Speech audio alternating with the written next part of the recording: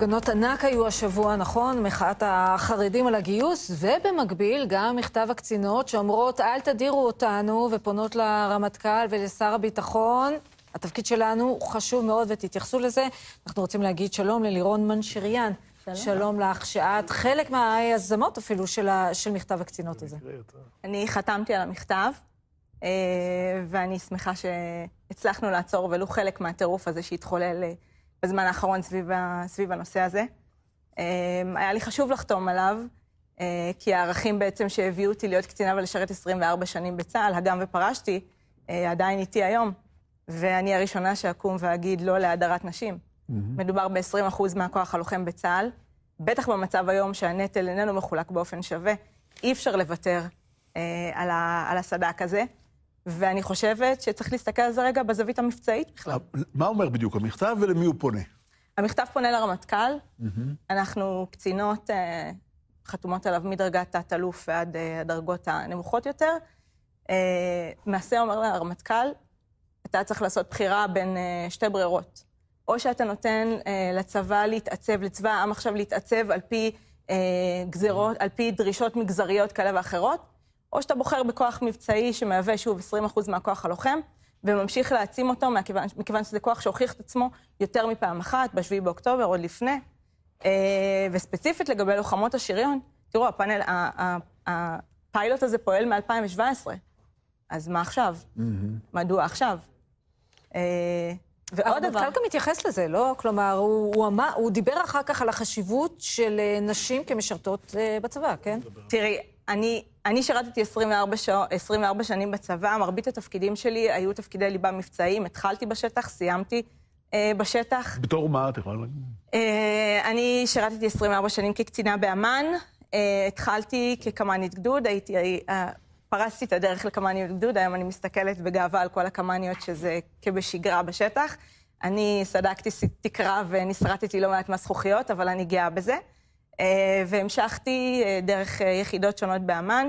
סיימתי כקצינה של יחידה מסווגת שהושאלה ליחידה בשטח, ושם למעשה חוויתי גם... את חוששת מהדרישה הזאת שאומרים גיוס חרדים מתוך מחשבה ברור שברגע שיגייסו את החרדים, יגייסו אותם במסלולים שנשים לא יהיו שם בסביבה.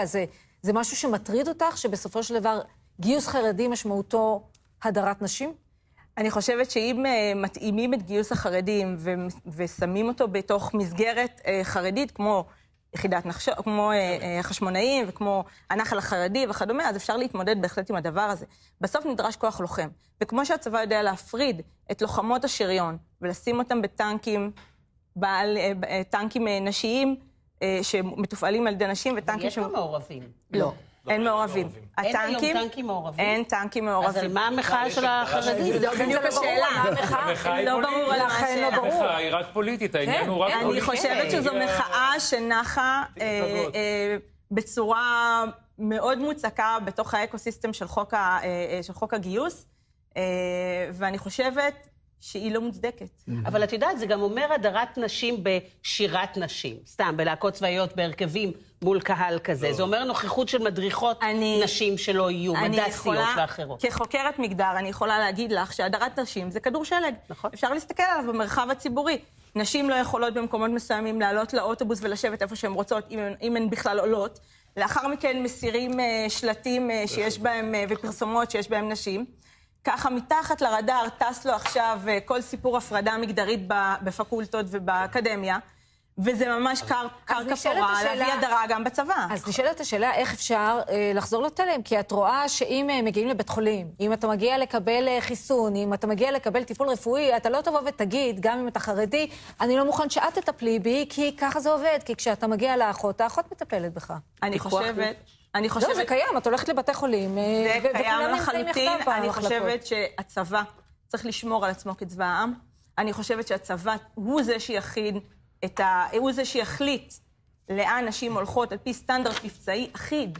אני לא חושבת שצריך לעשות... אבל את חושבת שהצבא נמצא היום במקום, כי יש לי את הפרספקטיבה של, נגיד, ממלחמת לבנון השנייה, שאני אומר לך, היינו צבא אחר בהקשר של נשים אז. חוויתי את המלחמה. אני זוכר איך היינו צריכים לשבץ לצורך העניין לטיסות, והיו אנשים, הייתה להם בעיה לטוס עם נשים, כמה שזה נשמע מוזר.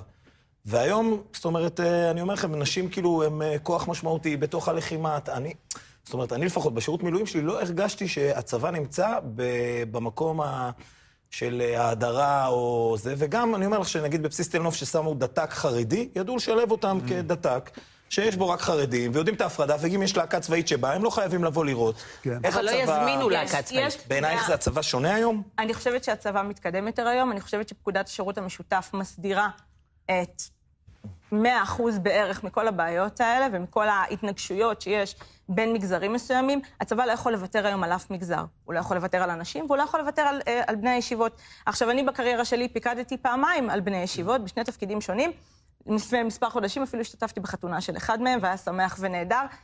אני חושבת שלרוב המכריע, אגב, גם במכתב, לרוב המכריע אין בעיה, 80 יחידות ישיבות הסדר, 36 רבנים בלבד חתמו, 44 לא חתמו. צריך גם את זה לומר. מעל ל-50%.